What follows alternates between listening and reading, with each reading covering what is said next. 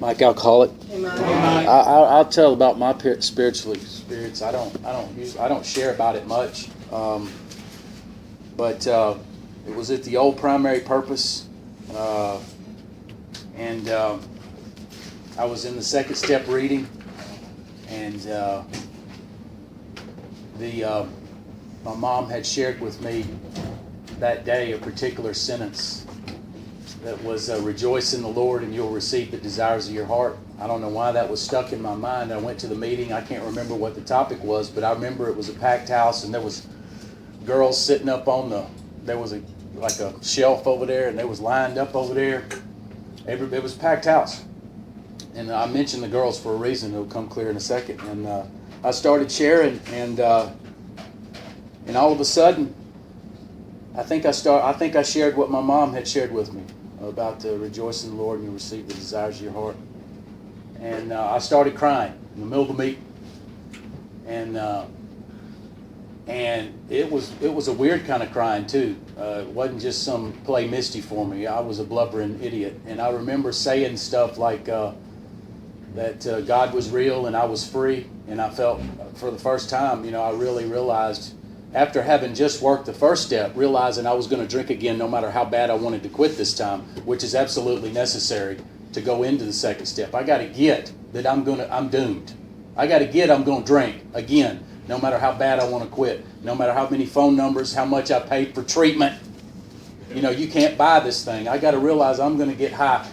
So there I am in the second step, carrying that realization with me, and all of a sudden I realized I was free and that God was real. And I realized something that's real important. In hindsight, what my mom had shared with me, I realized up to that point I had it all wrong.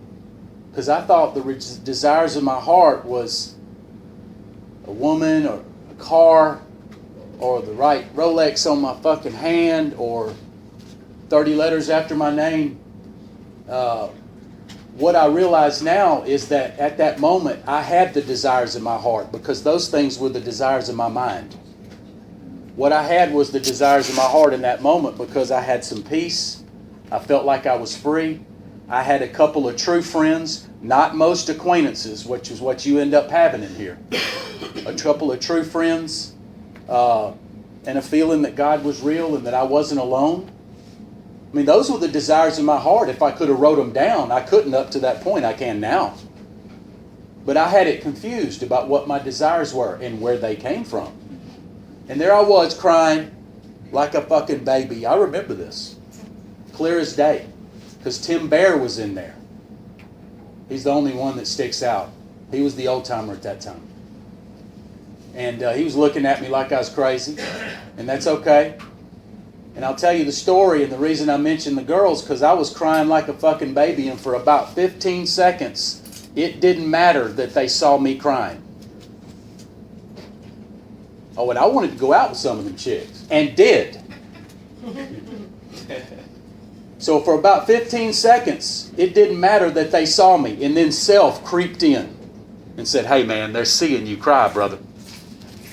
You better stop that shit. Big boys don't cry.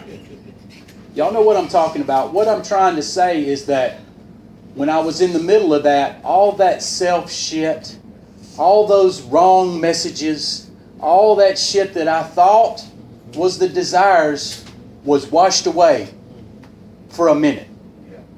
Now self creeped back in, didn't it? Don't let them see you. They're looking. I started getting paranoid. The tears dried up. But I will tell you this, I remember that feeling. I'll never forget it. I don't walk around crying all day, every day. But that feeling of that freedom that I felt that day, having just come out of the first step, I still carry that feeling that I'm free today. I temper my crying with wisdom today. But that always sticks out. And sometimes I think a powerful experience, I would say that felt powerful to me. I'm crying in front of about 15 chicks. That must be pretty fucking powerful. I think a powerful spiritual experience where I have an enlightenment there for a moment and see things clearly gets a bad rap in the fellowship. I've even heard people disparage Bill W. He must have been on something. You know, I didn't have one of them, I had this, I had the education. You know, and I'm not down in anybody that said they've had it, but I've been to thousands of meetings on this topic, and I know how it goes. So I thought I would throw one of the others in the mix, and it happens to be true. I could have made all that up, but I didn't. So I wanted to throw it in there that it can happen that way, and it can be in an instant that the truth washes over you, like the clean wind of a mountaintop, just like Bill W. said. And I'll pass. Thanks. Thank you, Mike. I'm David. I'm an alcoholic. Hey, David. Mike shared some of his. I'll share some of mine real quick.